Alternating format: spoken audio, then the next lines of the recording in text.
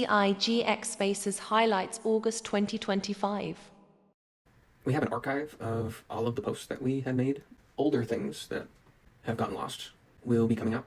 One yesterday was about What's the Problem? If you haven't seen What's the Problem by Joe Bryan, that is the problem. Besides all of the resources we are compiling to put into short posts because people's attention spans are smaller than an ant, we came out with one for the top 5 lessons. There's one on 5 reasons why you should care about crypto, and then there's 5 crypto resources. Those are 3 different series, you can call them, that we will continue to compile lists on what we feel are important topics or things to read, things to watch, things to study, strategy. They hold $77.2 billion of Bitcoin. 2020, $2 billion. 2021, $5 billion. 2022, $2 billion. 2023, $8 billion. 2024, $41 billion. And today, $77.2 billion. Yesterday, Nakamoto CEO, he posted that he was buying $1 billion in Bitcoin in a single bid. SharpLink Gaming, they raised $900 million in the last week, and they're just buying Ethereum almost daily. Bitmine, which is a Bitcoin mining company, is the first to eclipse 1 million ETH. That's top of the leaderboard. And their strategic Ethereum reserve just crossed 3 million ETH. Circle, it's their first time to post their earnings as a public company. 61.3 billion in USDC in circulation at the end of Q2. 90% year-over-year growth and 49% growth year to date. They are launching a blockchain called Arc.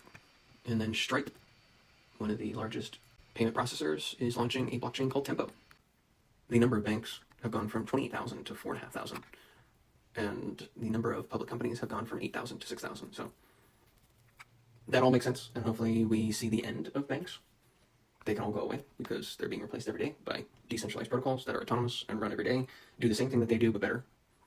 All permissionless, borderless. All these banks are some of the biggest buildings in the world and the tallest buildings to intimidate you that, oh, I'm a bank.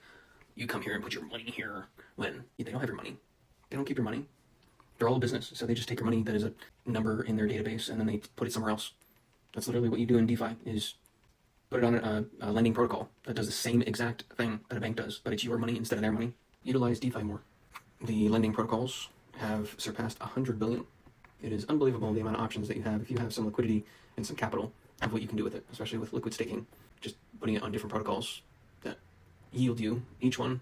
Ondo Finance, our first crypto of the RWAs. Ondo is how the White House explains tokenization. Pretty simplified. If you go from traditional financial assets that are available on traditional rails that only move 9 to 5 during the weekdays, stocks, fixed income, commodities, real estate, alternative assets. You have a platform lock-in, which is centralized, corporate profit maximalism. You have limited movement, very basic liquidity or no liquidity, and then restricted access. I'll just go to the other side. Then you have tokenized financial assets that are available on blockchain rails that can move 24/7, 365. You have 24/7 movement, global access, and then you have the ding ding ding ding ding ding ding ding self-custody. You don't have to listen to these like Vanguard. They own $7 billion in strategy, but they don't allow their clients to hold Bitcoin ETFs. Just for them to make that decision, nope.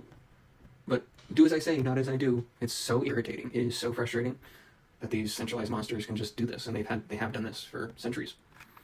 And that all piles into the issuer. The issuer converts real-world assets into digital representations on the blockchain. And that involves price feeds, smart contracts, assets in custody, and then third-party oversight. The next financial chapter is being written, and from the top down, the SEC is launching what they call Project Crypto. And there you can watch a video about the highlights from Paul Atkins and his speech about it.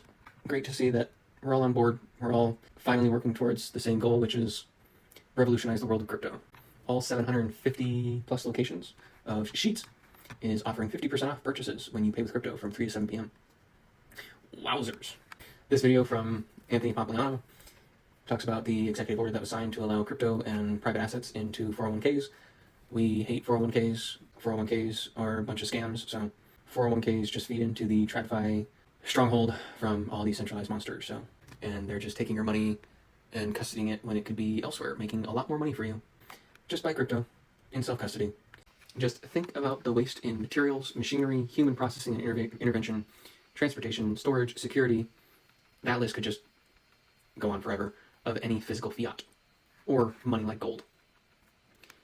It is just a medium of exchange that moves a digital number from one account to another. Everything else is all wasted time and energy, let alone the carbon emissions. Crypto is a medium of exchange. It's amazing that we've even got, like, just this year, it seems like Bitcoin is now considered a medium of exchange. But, like, what do you mean? What do you mean? You've been able to exchange it since the beginning, so it is a medium of exchange. So crypto is a medium of exchange. Anyone who has a cell phone, you can download an app that you can buy crypto, and then you can exchange it peer-to-peer, let alone the only path to freedom. Think about the waste in all centralized financial activities being replaced by democratic, decentralized systems more every day.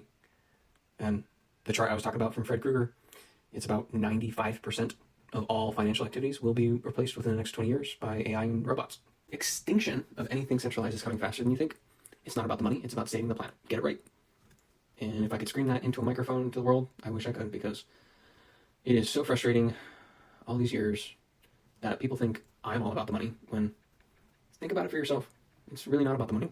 It's about freedom, and crypto is freedom. Crypto is the only leading thing to help save the planet because of energy efficiency. See ya.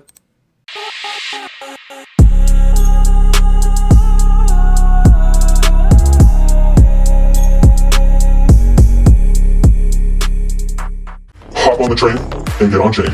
Let's cut out all the noise and build together.